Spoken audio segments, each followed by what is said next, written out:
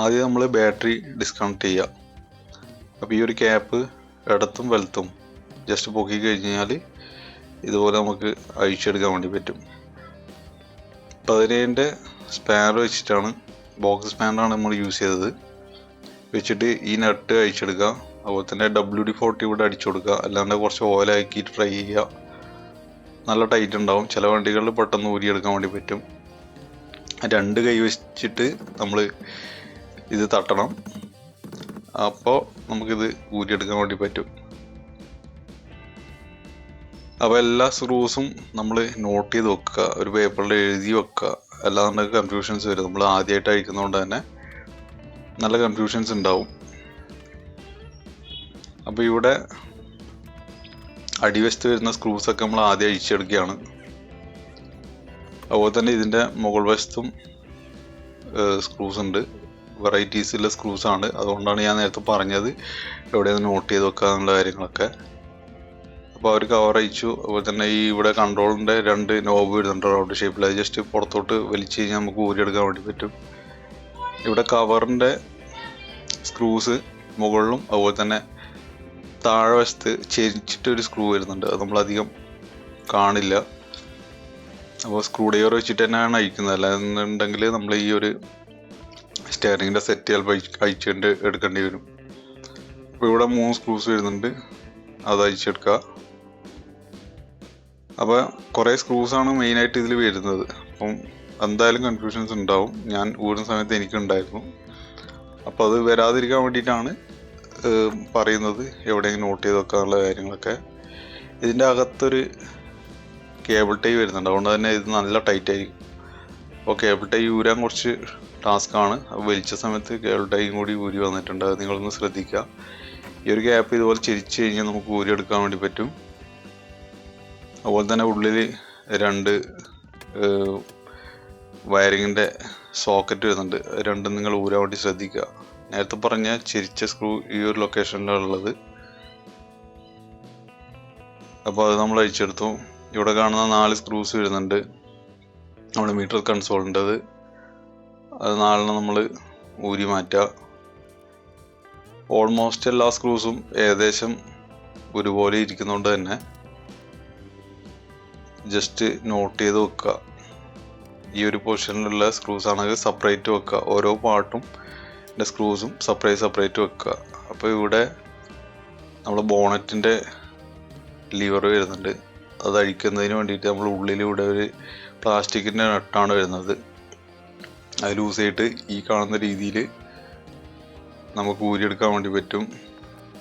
അതാദ്യം ഈ ഒരു പൊസിഷനിലാണ് ഉണ്ടാവുക. അപ്പോൾ തന്നെ നമ്മൾ തിരിച്ചു പിടിച്ചിട്ട് ഊരണ്ടായിട്ട് വരും. അപ്പം നമ്മുടെ ഗിയറിൻ്റെ അവിടെ നോബ് വരുന്നുണ്ട്. അതിടത്തോട്ട് റൊട്ടേറ്റ് ചെയ്തിട്ട് ഇവിടെ സ്ക്രൂസ് 4 സ്ക്രൂസ് വരുന്നുണ്ട്. മുകളിലും ഉണ്ട് താഴെയും ഉണ്ട്. അപ്പോൾ മുകളിൽ വശത്തും ഉണ്ട് താഴെയും ഉണ്ട്. അപ്പോൾ മുകളിലുള്ള മാത്രം നമ്മൾ ഊരുക. മറ്റേത് നമ്മൾ എല്ലാം മൊത്തം അഴിച്ചതിന് ശേഷം ഊരിയെടുക്കാവുന്നതാണ്. അപ്പോൾ ഇവിടെ മീറ്ററിൻ്റെ 2 വയർ വരുന്നുണ്ട്. ആ പച്ച കളറിൽ വരുന്നത് മീറ്ററിൻ്റെ വയറാണ്. അതുപോലെ തന്നെ ഇവിടെ മീറ്ററിൻ്റെ കേബിൾ വരുന്നുണ്ട്. ആ സെൻറ്ററിലുള്ളതാണ്. അതുപോലെ തന്നെ നേരത്തെ പറഞ്ഞ 2 വയേഴ്സ് ഈ ഒരു ജോയിനിലാണ് വരുന്നത്. നമ്മളെ AC-യുടെ 2 വയേഴ്സാണ് വരുന്നത്. അതുപോലെ തന്നെ ഇതിൻ്റെ നമ്മളെ സ്റ്റോറേജ് ബോക്സിൻ്റെ ഉള്ളിലായിട്ട് ഒരു സ്ക്രൂ വരുന്നുണ്ട്. അതുപോലെ തന്നെ നമ്മളെ കേബിള് AC-യുടെ കേബിൾസാണ്. ഇവിടെ ഒരു കേബിൾ ഉണ്ട്. അത് നമുക്ക് ഈ രീതിയിൽ നമുക്ക് ഊരിയെടുക്കാം. അപ്പോൾ ഡാഷ്ബോർഡ് അഴിക്കുന്നതിന് വേണ്ടിയിട്ട് ഇവിടെ ഒരു ക്യാപ്പ് വരുന്നുണ്ട്. അത് നേരിയ എന്തെങ്കിലും സ്ക്രൂ ഡ്രൈവറോ അല്ലെങ്കിൽ നൈഫോ വെച്ചിട്ട് ഇതുപോലെ ക്ലിപ്പ് പൊന്തിച്ച് കഴിഞ്ഞാൽ ഓരോ ഷേപ്പിലാണ് ഉണ്ടാവുക. തിരിച്ചിടുന്ന സമയത്ത് നോക്കുക, കറക്റ്റ് വെച്ചതിന് ശേഷം മാത്രം പ്രസ് ചെയ്യുക, അല്ലാന്നുണ്ടെങ്കിൽ പൊട്ടിപ്പോവും. അപ്പോൾ 3 സ്ക്രൂസാണ് മെയിനായിട്ട് മുകളിൽ വരിക. അത് കുറച്ച് വലിയ സ്ക്രൂസാണ് 3 എണ്ണം. അതുപോലെ തന്നെ താഴെ വശത്ത് 2 എണ്ണം വരുന്നുണ്ട്. അപ്പോൾ എല്ലാം അഴിച്ചതിന് ശേഷം നമ്മൾ ഇതുപോലെ ജസ്റ്റ് ഇങ്ങനെ ചെയ്യിച്ച് വെക്കുക. അപ്പം ബാക്കിയുള്ള കേബിളും കാര്യങ്ങളൊക്കെ വരുന്നുണ്ട്.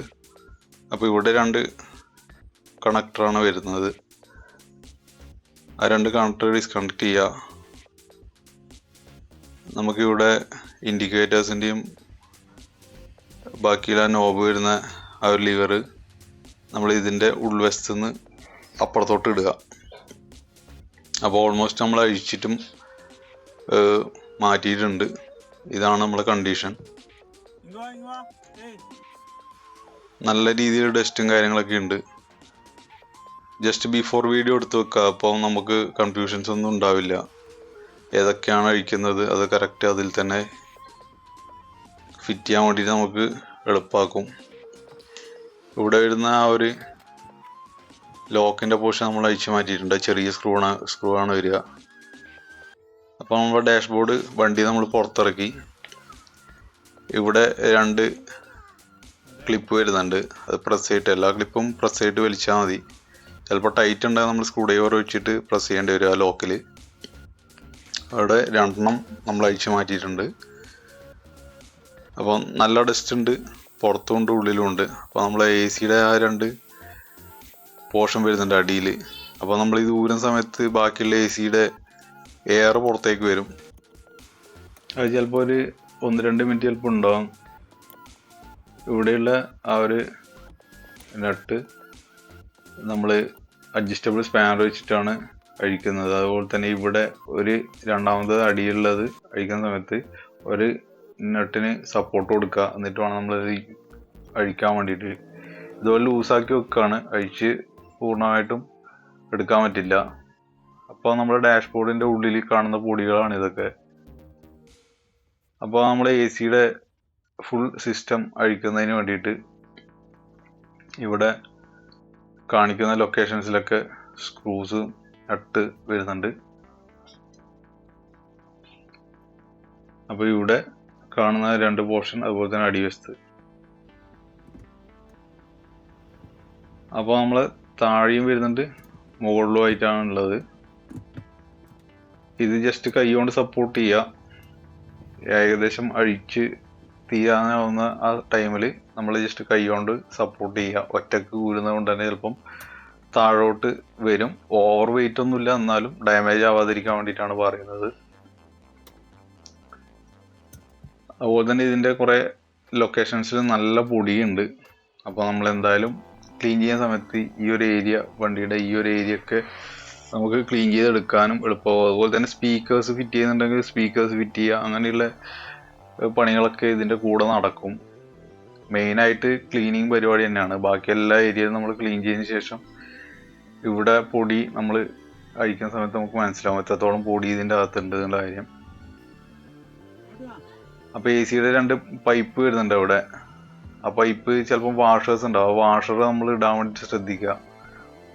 അപ്പോൾ നമ്മൾ അഴിച്ചെടുത്തിട്ടുണ്ട്. ഏകദേശം ഇതിൻ്റെ ഉള്ളിൽ എലിയൊക്കെ കയറിയിട്ടുണ്ടായിരുന്നു. അതായത് എലിയുടെ കാഷ്ടവും അതുപോലെ തന്നെ സ്പോഞ്ചും കാര്യങ്ങളൊക്കെ കുറേ ഡാമേജ് ആയിട്ടുണ്ടായിരുന്നു. അപ്പോൾ ഇതാണ് കണ്ടീഷൻ. നന്നായിട്ട് പൊടി പിടിച്ചിട്ടുണ്ട്.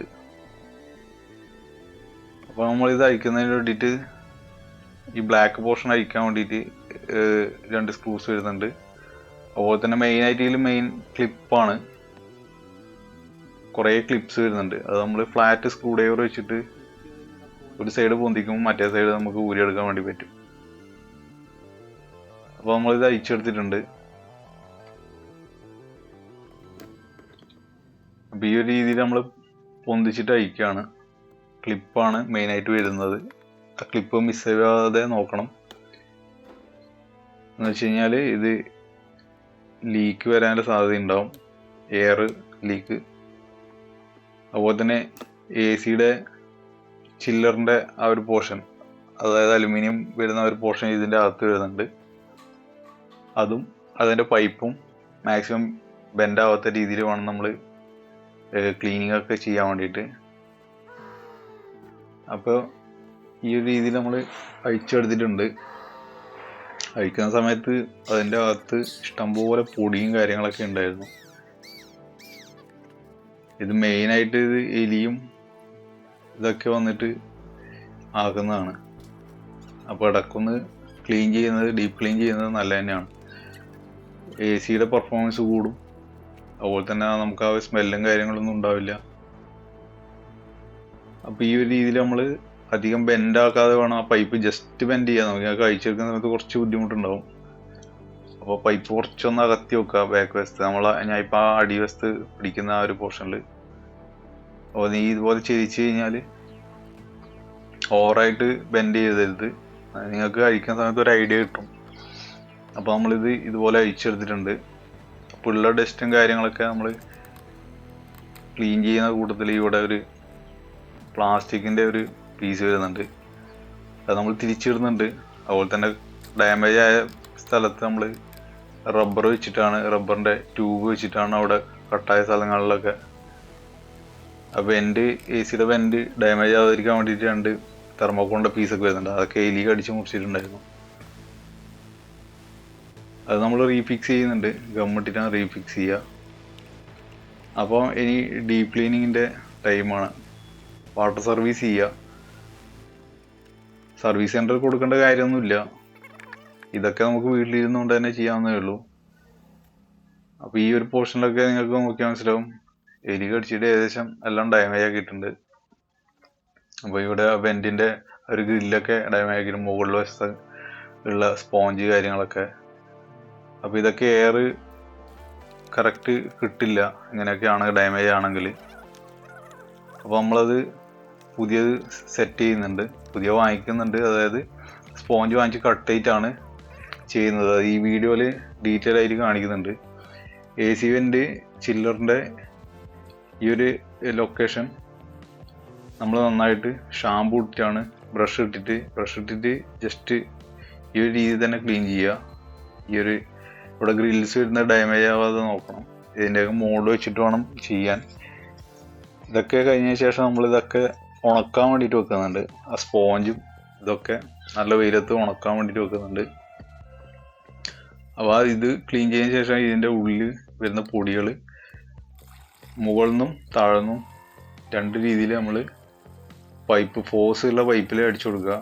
ഓവർ ഫോഴ്സ് അല്ല, ഒരു മിനിമം ഫോഴ്സ്. അപ്പോൾ നേരത്തെ ഉണ്ടായ അതേ ക്ലിപ്പുകൾ ഇവിടെയുണ്ട്. ഈ ഒരു പോർഷനിലുള്ള ക്ലിപ്പുകളൊക്കെ അഴിച്ചു കഴിഞ്ഞാൽ നമുക്ക് ഇതിൻ്റെ ഉള്ളിലുള്ള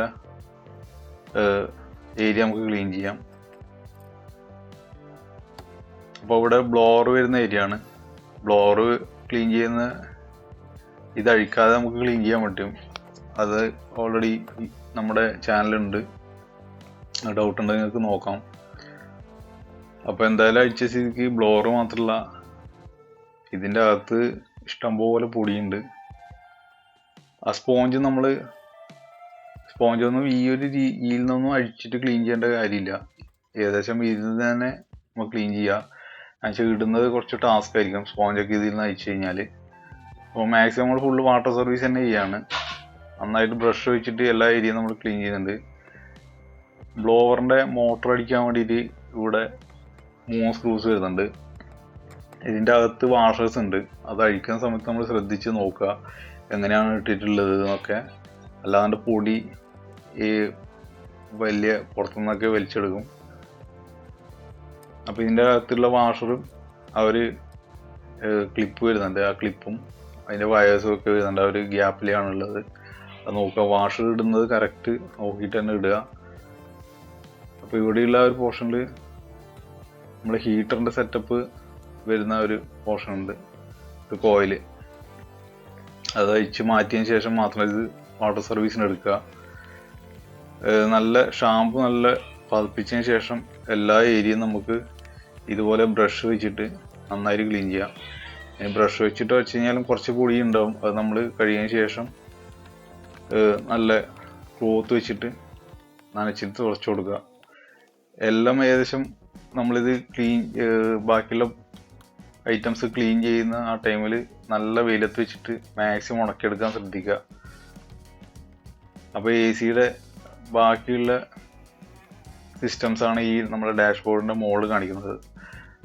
അപ്പോൾ നമ്മൾ ഇതൊക്കെ അഴിച്ചിട്ട് ഡീപ്പ് ക്ലീൻ ചെയ്യുന്നുണ്ട്. ഇതിൻ്റെ അകത്തൊക്കെ നന്നായിട്ട് പൊടിയുണ്ട്. നമുക്ക് ഇതിൻ്റെ അകത്ത് കൈയിട്ട് വൃത്തിയാക്കാൻ വേണ്ടി പറ്റില്ല. ബ്രഷ് വെച്ചിട്ട് ചെറിയ ഗ്യാപ്പ് വെൻറ്റുകൾ വരുന്നുണ്ട്. അതൊക്കെ നമുക്ക് ബ്രഷ് വെച്ച് ചെയ്യാം. ബാക്കിയുള്ള നമ്മൾ വെള്ളം, ഷാമ്പൂയുടെ വെള്ളം ഇതിൻ്റെ അകത്തോട്ട് കയറ്റി വെച്ചിട്ട് അങ്ങോട്ടും ഇങ്ങോട്ടും ഷെയ്ക്ക് ചെയ്തിട്ടാണ് ഇത് ക്ലീൻ ചെയ്യുന്നത്. ഈ ഒരു രീതിയിലാണ് നമ്മൾ ക്ലീൻ ചെയ്തെടുക്കുന്നത്. നന്നായിട്ട് പോസിലെ വാട്ടർ, AC-യുടെ വൻറ്റും കാര്യങ്ങളൊക്കെ ഇതിൽ വരുന്നുണ്ട്. ഇത് ഡാമേജ് ആവാതെ ശ്രദ്ധിക്കുക. വെയ്റ്റ്ലെസ് പ്ലാസ്റ്റിക് ആണ് ഇതിൽ യൂസ് ചെയ്തിരിക്കുന്നത്. അതുപോലെ തന്നെ ഈ രീതിയിലാണ് നമ്മൾ വെൻറ്റുകൾ, ഇതിൻ്റെ ഹോൾസ് വരുന്നുണ്ട്, അതൊക്കെ നമ്മൾ ക്ലീൻ ചെയ്തെടുക്കുന്നുണ്ട്. അപ്പോൾ ഇതും നമ്മൾ ഉണക്കാൻ വേണ്ടിയിട്ട് വെക്കുക. ഇത് അധികം സമയം ഉണക്കാൻ വേണ്ടിയിട്ട് വെക്കണ്ട, പ്ലാസ്റ്റിക്കാണ്, അത് നേരിയ പ്ലാസ്റ്റിക്കാണ്. അപ്പോൾ ഇതൊക്കെ നമ്മൾ നന്നായിട്ട് ക്ലീൻ ചെയ്തെടുത്തു. അതിനുശേഷം വെൻറ്റുകൾ നമ്മൾ അഴിച്ചെടുക്കുന്നുണ്ട്, അതും നമ്മൾ ക്ലീൻ ചെയ്തിട്ടുണ്ട്, എല്ലാം ഉണക്കാൻ വേണ്ടി വെച്ചിട്ടുണ്ട്.